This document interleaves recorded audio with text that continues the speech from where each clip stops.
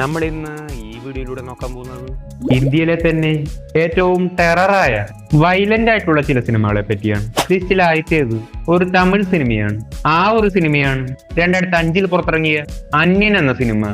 ഈ ഒരു സിനിമയിൽ ഈ ലിസ്റ്റിലെ മറ്റ് സിനിമകളെ വെച്ച് നോക്കുമ്പോൾ ബ്രൂട്ടൽ ആയിട്ടുള്ള ചോരക്കളി സീനുകൾ അല്പം കുറവാണ്. എങ്കിലും ക്യാരക്ടർ വൈസ് നോക്കുമ്പോൾ ആ ഒരു കാലഘട്ടത്തിൽ ഏറ്റവും വയലന്റ് ആയിട്ടുള്ള ക്യാരക്ടർ അന്യൻ ക്യാരക്ടറായിരുന്നു. വളരെ മികച്ച ആക്ഷൻ സീനുകളും ഡിസ്റ്റർബിംഗ് സീനുകളും ഒപ്പം വയലന്റ് സീനുകളും സിനിമയിലുണ്ടായിരുന്നു. അടുത്തത് ഒരു മലയാള സിനിമയാണ്. ആ ഒരു സിനിമയാണ് 2021 പുറത്തിറങ്ങിയ ടോവിനോ നായകനായ കള എന്ന മലയാള സിനിമ. ഈ ഒരു സിനിമയിൽ കുറച്ച് സമയം മാത്രമേ സംസാരമുള്ളൂ, പിന്നീട് അങ്ങോട്ട് ഫുൾ ഫൈറ്റ് ആണ്. തുടർച്ചയായി ഇത്രയും നീണ്ടുനിന്ന ഫൈറ്റുള്ള ഏക മലയാള സിനിമ ഈ ഒരു സിനിമയാണ്. സിനിമയിൽ കൂടുതലും ബ്രൂട്ടൽ ആയിട്ടുള്ള ഫൈറ്റ് സീനുകളാണ്. ആക്ഷൻ സീനുകൾക്കായിരുന്നു സ്റ്റോറി അപേക്ഷിച്ച് നോക്കുമ്പോൾ ഈ ഒരു സിനിമ കൂടുതൽ ഫോക്കസ് ചെയ്തത്. അടുത്ത സിനിമയാണ് 2019 പുറത്തിറങ്ങിയ ധനുഷ് നായകനായ അസുരൻ എന്ന സിനിമ. സിനിമയുടെ ഫസ്റ്റ് ഹാഫിൽ വളരെ പാവമായ ഇമോഷണലായ ധനുഷിന്റെ ക്യാരക്ടറെയാണ് നമ്മൾ കാണുന്നത്. പിന്നീട് വില്ലന്മാർ സിനിമയിലേക്ക് വരുന്നു. വില്ലന്മാർ വിചാരിക്കുന്നത് ധനുഷിന്റെ ശിവസ്വാമി എന്ന ക്യാരക്ടർ പാവമായ നോർമലായ ഒരു വ്യക്തിയാണെന്നാണ്. മകനടക്കം വിചാരിക്കുന്നത് ഒട്ടും പ്രതികരിക്കാത്ത ക്യാരക്ടറാണെന്നാണ്. പിന്നീട് മകനുമായി ബന്ധപ്പെട്ട ഒരു പ്രശ്നം ഉണ്ടാകുമ്പോൾ അപ്പോഴാണ് മകനടക്കം എല്ലാ വില്ലന്മാരും തിരിച്ചറിയുന്നത് ഇത് വില്ലന്മാരെക്കാൾ വയലന്റ് ആയിട്ടുള്ള ഒരു വ്യക്തിയാണെന്ന്. മാസ് ഫൈറ്റ് സീനുകളും BGM-ഉം സിനിമയ്ക്കുണ്ട്. ആ വർഷത്തെ മികച്ചൊരു തമിഴ് സിനിമയായിരുന്നു അസുരൻ. അടുത്തത് ഒരു പഴയ സിനിമയാണ്. 94 പുറത്തിറങ്ങിയ ബാൻഡിറ്റ് ക്യൂൻ എന്ന ബോളിവുഡ് സിനിമ. നോർത്ത് ഇന്ത്യൻ ഗ്രാമങ്ങളിലെ കാസ്റ്റ് സിസ്റ്റവുമായി ബന്ധപ്പെട്ട് ഒരു റിയൽ ലൈഫ് സ്റ്റോറിയായിരുന്നു ഈ ഒരു സിനിമയിൽ ഉണ്ടായിരുന്നത്. അടുത്ത സിനിമയാണ് 2009 പുറത്തിറങ്ങിയ മറ്റൊരു ബോളിവുഡ് സിനിമയായ ഗ്യാങ്സ് ഓഫ് വസേപൂർ. ഇതൊരു റിവെഞ്ച് സ്റ്റോറിയായിരുന്നു. ഈ സിനിമ 3 മണിക്കൂറിന് മേലെ ഉണ്ടായിരുന്നു. ഇതുകൊണ്ട് തന്നെ 2 പാർട്ടായി റിലീസ് ചെയ്തു.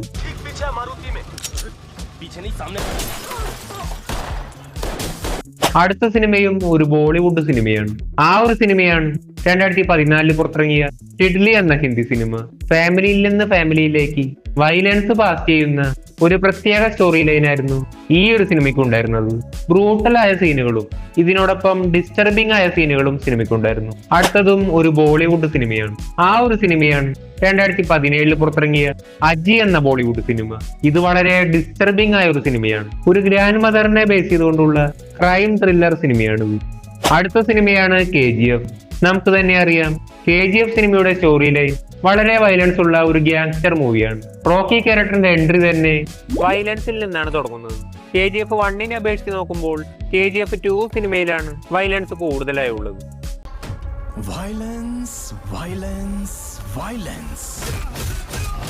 അടുത്ത സിനിമയാണ് വിക്രം എന്ന സിനിമ. വിക്രം സിനിമയുടെ സ്റ്റോറി ലൈൻ വളരെ വയലന്റ് ആയ ബാക്ക്ഗ്രൗണ്ട് ആണ്.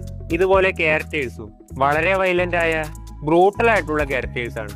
LCUലെ തന്നെ ലിയോ എന്ന സിനിമയും ലിയോ എന്ന ക്യാരക്ടറും വളരെ വയലന്റ് ആയ ബ്രൂട്ടൽ ആയിട്ടുള്ള മറ്റൊരു ക്യാരക്ടറാണ്.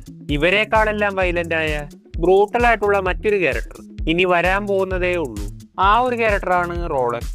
വിക്രം സിനിമയിൽ ഏതാനും ചില മിനിറ്റുകൾ മാത്രമേ റോളക്സ് എന്ന ക്യാരക്ടർ വരുന്നുള്ളൂ. അതിൽ നിന്ന് തന്നെ റോളക്സ് വളരെ ബ്രൂട്ടൽ ആണെന്ന് കാണിച്ചിരുന്നു. റോളക്സിന്റെ സ്റ്റാൻഡ് അലോൺ സിനിമയായിരിക്കും LCU സിനിമയിലെ തന്നെ ഏറ്റവും വയലന്റ് ആയ സിനിമ. അടുത്ത സിനിമയാണ് സലാർ എന്ന സിനിമ. പ്രശാന്ത് നീലിന്റെ KGF സിനിമയെ വെച്ച് നോക്കുമ്പോൾ സലാറിലെ ക്യാരക്ടറിന് ഡയലോഗ് കുറവാണെങ്കിലും വയലൻസ് കൂടുതലായിരുന്നു.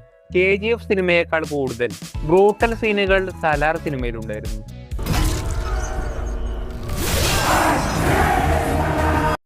അടുത്ത സിനിമയാണ് ആനിമൽ എന്ന സിനിമ. ഈ ഒരു ക്യാരക്ടർ തന്നെ ഒരു വയലന്റ് ആണ്. ഫിസിക്കലി ആണെങ്കിലും സൈക്കോളജിക്കലി ആണെങ്കിലും 2 രീതിയിലും വയലൻസ് ഉള്ള സിനിമയാണ്. സിനിമ 3.5 മണിക്കൂറുണ്ട്.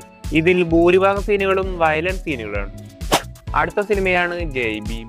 സൂര്യയുടെ തന്നെ അടുത്ത കാലത്തിറങ്ങിയ സിനിമകളിൽ ഏറ്റവും മികച്ച പെർഫോമൻസ് കാഴ്ചവെച്ച സിനിമയായിരുന്നു ജയ് ഭീം എന്ന സിനിമ. സിനിമയിൽ ഭൂരിഭാഗം സീനുകളും വയലൻസും ഇതിനോടൊപ്പം തന്നെ വളരെ ഡിസ്റ്റർബിംഗ് ആയിട്ടുള്ള സീനുകളാണ്. ഒരു ലോക്കപ്പിൽ നടക്കുന്ന ടോർച്ചറിങ് അതിന്റെ 1-ാം ദിവസം 2-ാം ദിവസം അങ്ങനെ വളരെ ഡീറ്റെയിലിംഗ് ആയി ഡിസ്റ്റർബിംഗ് ആയി സിനിമയിൽ കാണിച്ചിട്ടുണ്ട്. ആ ഒരു വർഷത്തെ മികച്ച സിനിമകളിലൊന്നായിരുന്നു ജയ് ഭീം എന്ന സിനിമ. അടുത്ത സിനിമയാണ് കഴിഞ്ഞ വർഷം പുറത്തിറങ്ങിയ കിൽ എന്ന സിനിമ. ആക്ഷൻ ത്രില്ലർ റിവെഞ്ച് സിനിമയായിരുന്നു അത്. 1.5 മണിക്കൂറേ സിനിമയുള്ളൂ. സ്റ്റോറിക്ക് പകരം ആക്ഷൻ കൂടുതൽ ഫോക്കസ് ചെയ്ത സിനിമയായിരുന്നു. അടുത്ത സിനിമയാണ് നിലവിൽ ഇപ്പോൾ പുറത്തിറങ്ങിയ മാർക്കോ എന്ന സിനിമ. മലയാളത്തിലെ തന്നെ ഏറ്റവും വയലന്റ് സിനിമ എന്ന ലെവലിലാണ് ഈ ഒരു സിനിമ പുറത്തിറങ്ങിയത്. ഇത് ശരി തന്നെയാണ്. മലയാളത്തിൽ ഇറങ്ങിയതിൽ വെച്ച് ഏറ്റവും ബ്രൂട്ടലായ വയലൻസ് ഉള്ള സിനിമ മാർക്കോ സിനിമ തന്നെയാണ്. 2019 പുറത്തിറങ്ങിയ മിഗായൽ എന്ന സിനിമയുടെ ഒരു മെയിൻ വില്ലനായിരുന്നു മാർക്കോ ജൂനിയർ. ഈ ഒരു സിനിമ ഇറങ്ങിയപ്പോൾ നായകനോടൊപ്പം തന്നെ ഈ ഒരു വില്ലനും ഫാൻ ബേസ് വന്നു. ഇതുകൊണ്ടായിരുന്നു മാർക്കോ എന്ന ക്യാരക്ടറിന് മാത്രമായി ഒരു സ്പിൻ ഓഫ് സിനിമ ഇറക്കിയത്. അടുത്ത സിനിമയാണ് ധനുഷ് നായകനായ 2006 പുറത്തിറങ്ങിയ പുതുപ്പേട്ട എന്ന സിനിമ. ആ ഒരു വർഷത്തെ വളരെ വയലൻസ് ഉള്ള ഒരു ഗ്യാങ്സ്റ്റർ സിനിമയായിരുന്നു ഇത്. ധനുഷിന്റെ കരിയറിലെ തന്നെ മികച്ച പെർഫോമൻസിൽ ഒന്നാണ് ഈ ഒരു സിനിമ.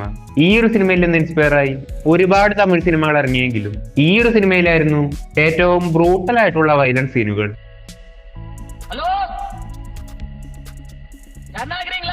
അടുത്ത സിനിമയാണ് കാർത്തി നായകനായ പരുത്തിവീരൻ എന്ന സിനിമ.